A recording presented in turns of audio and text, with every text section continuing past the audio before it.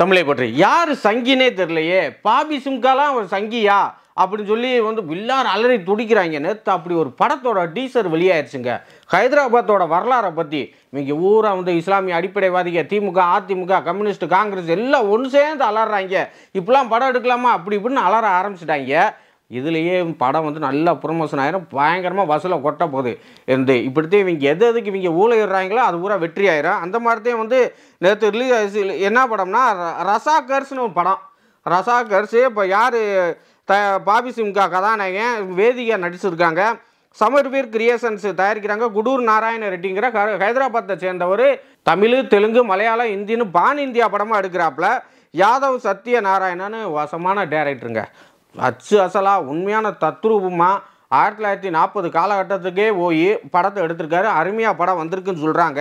இது என்ன கதைனா, ஹைதராபாத் எப்படி இந்தியாவோட சுதந்திரம் அடைஞ்சப்போ சேர்ந்துச்சு, சேர மாட்டேன்னாங்க, எப்படி நம்ம சேர்த்தோம் அப்படிங்கிறதே படம். வந்து நமக்கு 1947 ஆகஸ்ட் 15 சுதந்திரம் வாங்கினது எல்லாத்துக்கும் தெரியும்.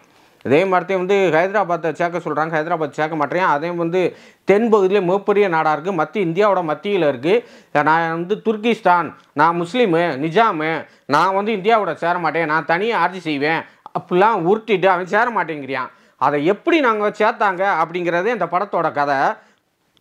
ஆர்ட் ஒர்க்லாம் நொறுக்கிட்டாங்க. ஆர்ட் டைரக்ட்லாம் மாஸ் கிளப்பிட்டாப்புல, தத்ரூபமாக எடுத்துருக்காப்புல. ஒளிப்பதும் பயங்கரமாக இருக்குது. அதில் வர சீனு வந்து முஸ்லீம் எப்படிலாம் வந்து இஸ்லாமிய மதவெறி பிடிச்ச அந்த ரிஸ்வி டீமு, அவங்க பேர் ரசாகர்ஸ், அவங்க பேர் ரசாகர்ஸ் MIIM, அந்த கட்சியை சேர்ந்தவங்க வந்து 2 லட்சம் பேரை இது பண்ணியிருக்காங்க. இருக்க இந்துக்களுக்குலாம் இந்தியா படையெடுத்து வரப்போகுது, அதுக்குள்ளே ஹைதராபாத்தில் இருக்க இந்துக்களை பூரா ஒன்று கொன்றணும், இல்லைன்னா அவங்கள முஸ்லீமாக மதம் மாற்றணும் அப்படின்னு சொல்லி 2 லட்சம் பேருக்கு இராணுவ பயிற்சி கொடுத்து அவன் அனுப்பி விட்றான்.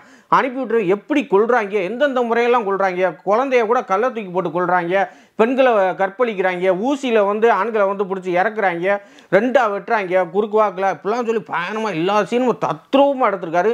நம்ம பார்க்குறதுக்கே நமக்கு வெறி நடக்குது. ஐயோ, இப்படிலாம் நம்மளை இந்துக்களை கொடுமைப்படுத்திருக்காங்களா, ஹைதராபாத் மக்கள் இவ்வளோ துன்பப்பட்டிருக்காங்களா, இப்படி மதவெறி பிடிச்சவங்களா இருக்காங்க, நம்மளுக்கு ரத்தம் கொதிக்கிற அளவுக்கு எடுத்திருக்காங்க. இப்போ உடனே சொல்லிடுவாங்க, ஏங்க அப்போ நடந்து வச்சு அதை போய் இங்கே இப்போ சொல்கிறீங்க அப்படின்னு. அதை போய் பாரஞ்சிட்டு மாரி செல்வராஜ்னு சொல்லுங்கடா வெண்ணையிலா.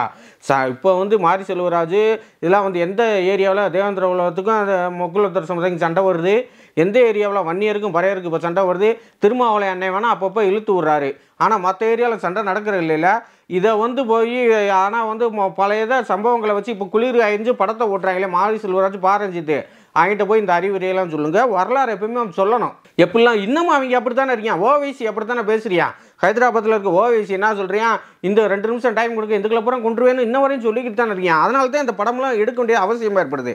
அவங்க இந்த ரசாகர்ஸ் டீமு கொடூரமான முறையில் எல்லாத்தையும் கொள்கிறாங்க, இந்துக்களை பூரா கொள்கிறாங்க, இது பண்ணுறாங்க.